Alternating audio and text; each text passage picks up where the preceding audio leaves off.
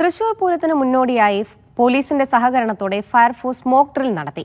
അടിയന്തര സാഹചര്യങ്ങൾ ഉണ്ടായാൽ നേരിടുന്നതിനും അത്തരം സാഹചര്യങ്ങളിൽ വിവിധ വകുപ്പുകളുടെ പ്രവർത്തന ഏകോപനം ഉറപ്പാക്കുന്നതിനുമാണ് തേക്കിൻകാട് മൈതാനിയിൽ മോക്ക് ഡ്രിൽ നടത്തിയത്.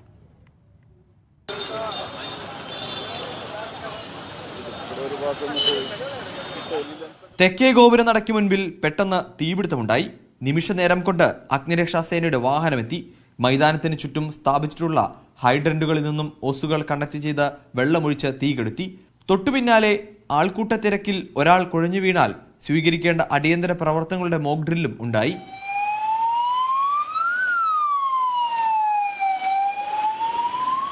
എന്തെങ്കിലും ഒരു അൺഫോർച്ചുനേറ്റ് ഇൻസിഡന്റ് ഉണ്ടായി കഴിഞ്ഞാൽ എങ്ങനെ റെസ്പോണ്ട് ചെയ്യണം എന്നുള്ളതാണ് നമ്മളിന്ന് മോക്ക് ഡ്രില്ലിലൂടെ നമുക്ക് കാണാൻ സാധിച്ചത്.